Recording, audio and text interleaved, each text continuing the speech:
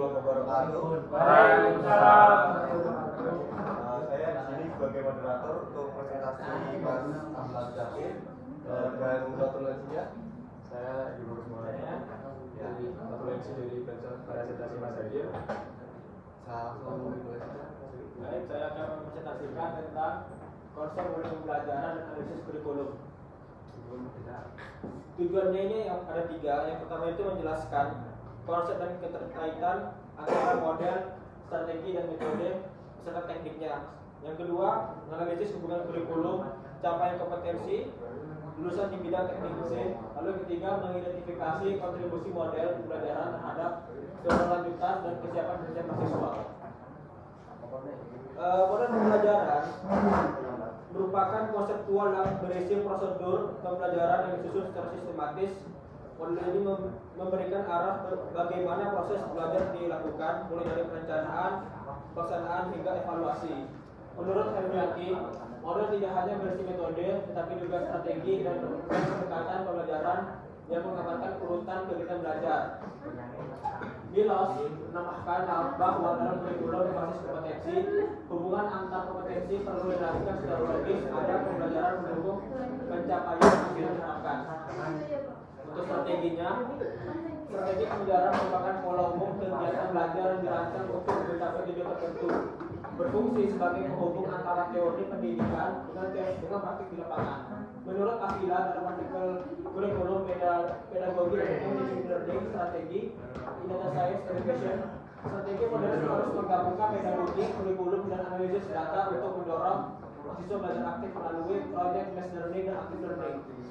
Pendekatan ini membuat mahasiswa lebih kritis, kolaboratif dan siap menghadapi tantangan di dunia kerja, teknik dan teknologi.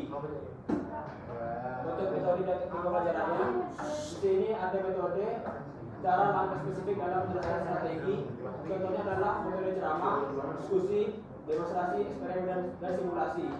Sofa melalui model Docar menjelaskan bahwa pemanfaatan media digital dan simulasi dapat meningkatkan motivasi belajar mahasiswa serta membuat pembelajaran lebih menarik dan kontekstual. Sedangkan teknik pembelajaran adalah langkah praktik yang dilakukan dosen dalam metode belajar.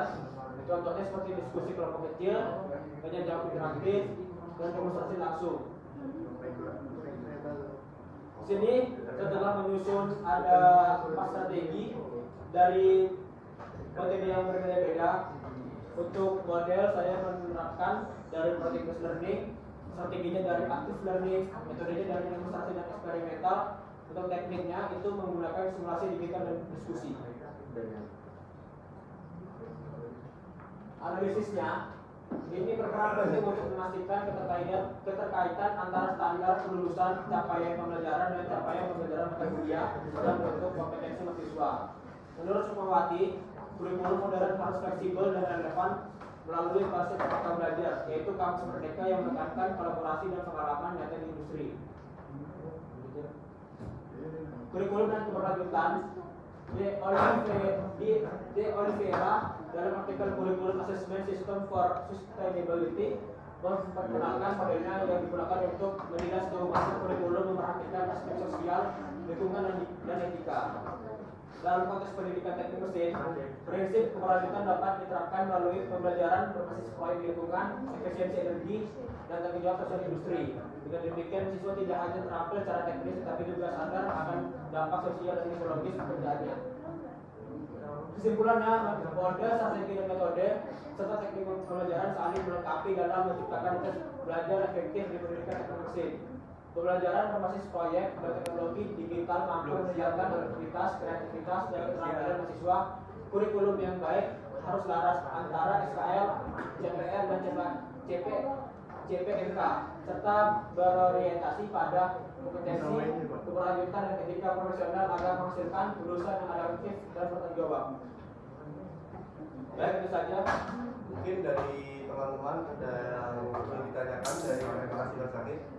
Di slide yang keberhasilan, presentasi keberhasilan. Enggak, sudah tadi Mas Dewan. Ini dapat dapat datanya dari mana? Pertama ini untuk yang model vertical learning ya Mas. Ini saya ini kan dari 4 artikel yang berbeda. Ya. Jadi ada yang dari artikel Project Learning, dia di kutipannya itu dia mengatakan bahwa 1 sampai 10 dari percobaan dia ada 8 orang yang lulus yang berhasil menggunakan data ini gitu. Begitu juga seterusnya sampai di teknik pembelajarannya. Jadi ini tuh saya merangkum keempatnya dan dijadikan satu mas. Kayak modelnya apa, strateginya pakai apa, metodenya pakai apa.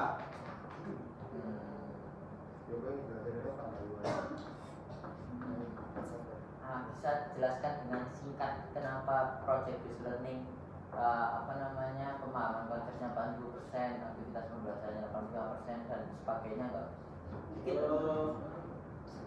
Begitu sih bisa, mungkin enggak, cuman enggak terlalu rinci ya. Ya. Tapi untuk project based learning itu yang saya baca kemarin, dia menggunakan data dari salah satu SMA di UK, high school.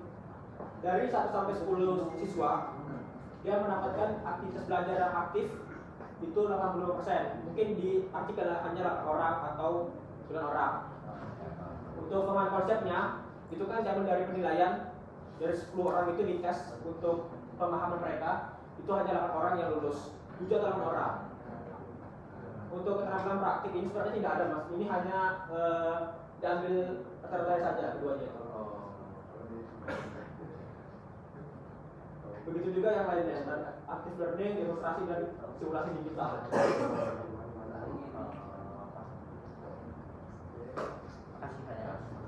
Ada lagi? Mungkin ada yang mau tanya masuk? Kalau tidak ada yang mungkin tidak lagi, apakah cukupkan saja? Oke. Baik, terima kasih. Assalamualaikum warahmatullahi wabarakatuh.